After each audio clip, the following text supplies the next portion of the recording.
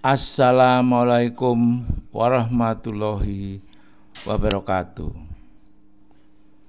Takdir Allah, hukum Allah dan hukum manusia, kelola hujan di bumi. Nomor hukum Allah sama dengan nomor hukum manusia, yaitu nomor 13 dan nomor 17. Prinsipnya pun sama dalam hukum Allah dan hukum manusia, yaitu selama hujan turun, hujan ditahan, hujan diresapkan, hujan disimpan. Hujan yang bermanfaat untuk manusia. Nah, itu hukum Allah dan hukum manusia sudah sama nomornya dan juga prinsipnya. Pemerintah Indonesia mendorong penerapan kebijakan Zero Delta G di Forum Air Dunia ke-10 karena kebijakan dunia selama 1446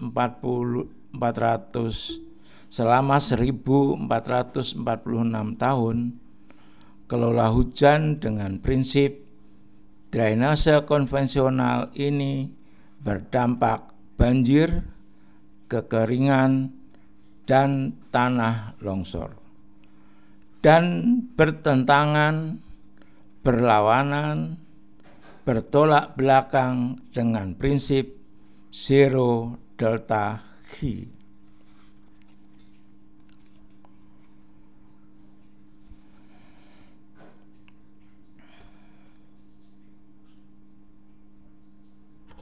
Manusia terhadap alam, menata perilaku manusia terhadap alam itu untuk pencegahan non struktural, tapi kalau pengendaliannya secara struktural adalah menata perilaku air akibat alam atau akibat campur tangan manusia, karena air membutuhkan ruang. Nah, itulah tugas kami, memberikan ruang kepada air agar supaya air tidak mencari ruang dengan sendirinya, dan itulah yang kita maksudkan adalah genangan-genangan banjir. Dan pada akhirnya tentunya ada pepatah yang mengatakan bahwa pepatah dari masih kecil semua tentu kita tahu bahwa mencegah lebih baik daripada mengobati, dan agar supaya kita tidak meninggalkan air mata kepada anak cucu kita, tetapi kita meninggalkan mata air kepada anak cucu kita. Nah, itu saya ulang, jadi memberikan ruang kepada air agar air tidak mencari ruang dengan sendirinya. Nah, ini potongan memanjang Das Ciliwung, jadi dibagi oleh 3, floodplain zone, transition zone, dan source zone. Jadi memberikan ruang kepada air itu di 2 zone ini, transisi zone dan source zone. Tugas kami memberikan ruang. Nah, itu yang diutarakan oleh Bapak Dirjen. Kemudian, dan itulah yang kita maksudkan adalah genangan-genangan banjir. Nah, ini penjelasan Bapak Dirjen saya ulang. Ya, genangan-genangan banjir yang air mencari jalannya sendiri ini adanya di flood zone atau di dataran banjir. Seperti itu distribusi hujan selama ini yang masuk ke ruang air sudah tidak ada, jadi das dalam kondisi rusak. Jadi kita harus memberikan ruang kepada air. Itulah mencegah banjir, mengendalikan banjir di masa depan.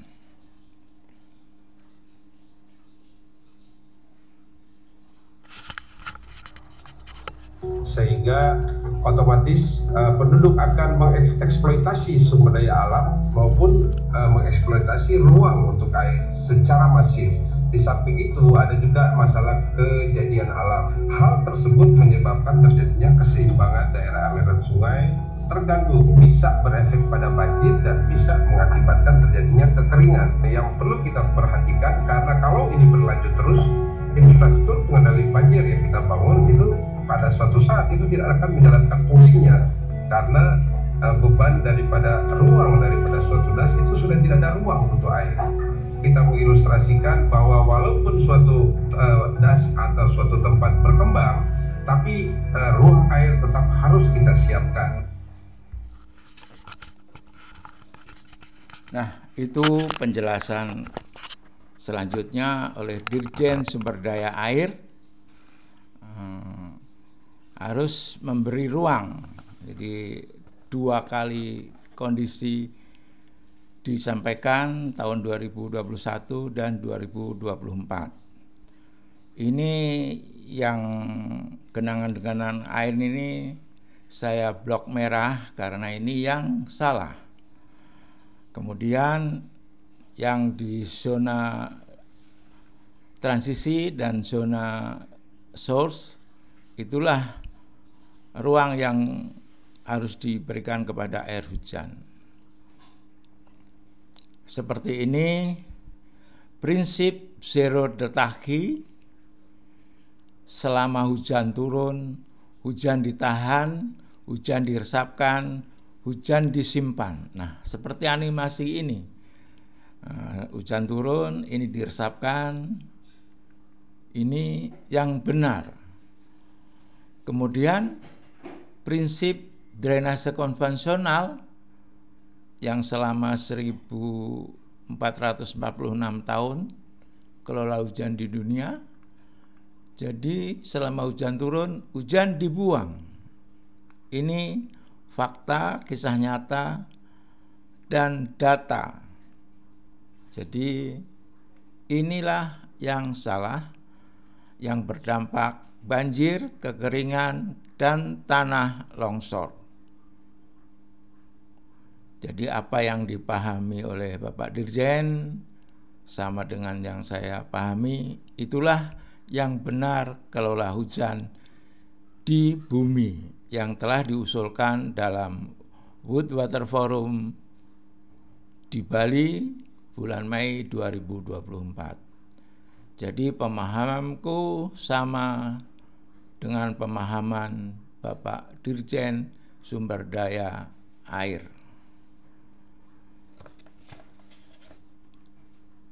Billahi taufik walhidayah. Wassalamualaikum warahmatullahi wabarakatuh.